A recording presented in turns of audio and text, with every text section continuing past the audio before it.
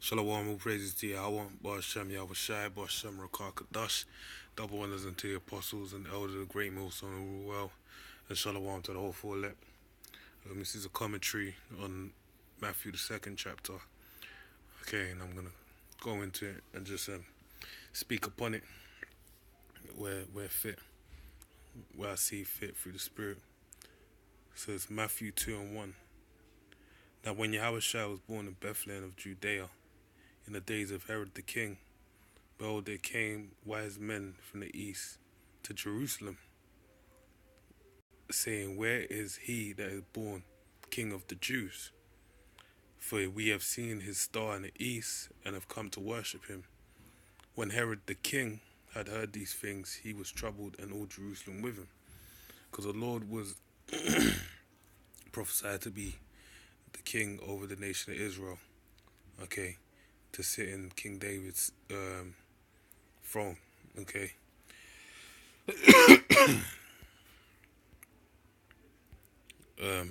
When he had gathered all the chief priests and scribes of the people together, he demanded of them that Yahushua should be where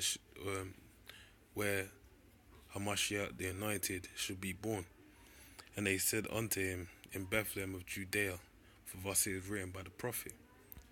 They see, and thou Bethlehem in the land of Judea, art thou are not the least among the princes of Judah, for out of these shall come a governor that shall rule my people Israel.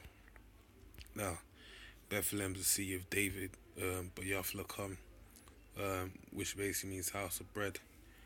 And you see that everything that's written in this word, this is the Gospels, the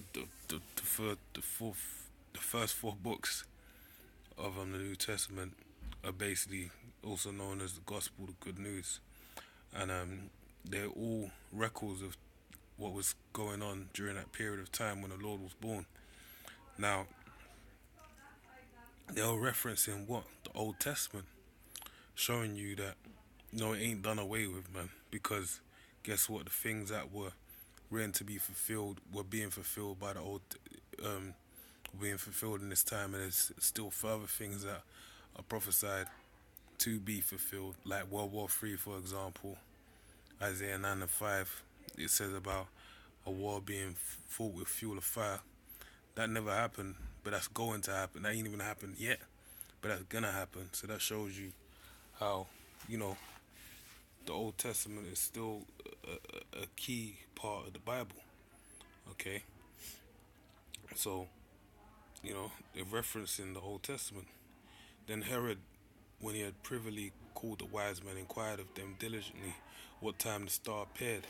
And he sent them to Bethlehem and said, Go and search diligently for the young child. And when ye have found him, bring me word again, that I may come and worship him also. When they had heard the king, they departed, and lo, the star which they saw in the east went before them, till it came and stood over where the young child was. When they saw the star, they rejoiced with exceeding great joy. And when they were come into the house, they saw the young child with Mary his mother, and fell down and worshipped him. And that shows you, worshipping the Lord ain't off, man. Revelation, the 5th chapter, tells you that the hosts in heaven worship the Lord. And guess what? In Philippians, the 2nd chapter, it says the same: for every knee shall bow and every tongue confess. So the Lord is to be worshipped, okay? And when they had opened their treasures, they presented him with gifts of gold, frankincense, and myrrh. Because frankincense and myrrh, contrary to popular beliefs of today, is a precious treasure. There's many benefits to those substances in terms of healing factors, aromatic. They can be utilized for ailments as well. So they hold great value. Okay. And being warned of Yahweh in a dream that they should not return to Herod, they departed into their own country another way. And when they were departed, behold, the angel of the Lord appeareth to Joseph in a dream, saying, Arise and take the young child and his mother, and flee into Egypt, and be thou there until I bring word, for Herod I will seek the young child, the young child to destroy him. Okay, when he arose, he took the child and his mother by night and departed into Egypt. See, it shows you, and this is Israel. Uh, for the longest time, have been known to flee into Egypt in perilous times. Even you had Jeroboam who fled into Egypt when it was prophesied that it would pluck the kingdom out of the hand of the house of David. Basically, he fled from the face of Solomon into Egypt, basically. All right, and was there until the death of Herod, that it might be fulfilled which was spoken of the Lord by the prophet, saying, out of Egypt have I called my son.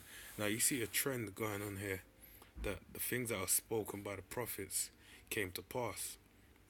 Amos 3:7 tells you that the Lord will do nothing but reveal his secrets unto his servants the prophet. So, when we go out there on the highways and byways, we prophesy the downfall of his kingdom, on all the horrific things that happen in these last days. They're facts, man. According to the holy scriptures written in the Bible, the holy words written inside the Bible, man. So, really, you take heed or don't take heed, but it's going to be to your detriment, because it's going to happen. It's going to go down. But it shows you the prophets, they're the mouthpiece of the Heavenly Father.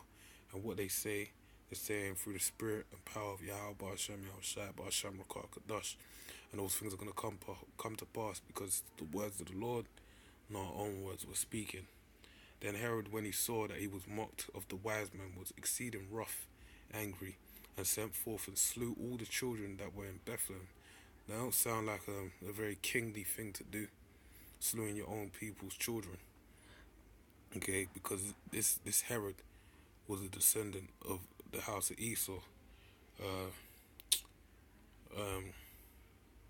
I forget the forefather, but the forefather of their house was a contemporary with the Maccabees, the family of the Maccabees, the Maccabean family. All right, and all co-star of from 2 years old and under, according to the time which he had diligently acquired of the wise men. Then was fulfilled, and it says diligently. So he was, he wanted to, he was threatened by the idea that there was that the Heavenly Father sent forth a king, to fulfill prophecy. Then was fulfilled that which was spoken by Jeremy the prophet, saying, see again, words being fulfilled by the Spirit, power of Yahweh, Ba'ashem, Yahushai, Ba'ashem, Rakah, Kadash, right through the mouthpiece of his prophets. In Ramah was there a voice heard, lamentation and weeping and great mourning, Rachel weeping for her children, and would not be comforted, because they are not. But when Herod was dead, behold, an angel of the Lord appeareth in a dream to Joseph in Egypt, saying, arise and take the young child and his mother, and go into the land of Israel. For they are dead which sought the young child's life. And he arose and took the young child and his mother, and came into the land of Israel. But when he had heard Archelaus did reign in Judea in the room of his father Herod, he was afraid to go thither. Notwithstanding, being warned of Yahweh in a dream, he turned aside into the parts of Galilee, and he came and dwelt in a city called Nazareth, that it might be fulfilled which was spoken by the prophets, he shall be a Nazarene. So again, everything that played out during that time was a fulfillment of prophecy, okay, by the word of the prophets of the Heavenly Father. So with that, man, I pray you're edified. Shalom.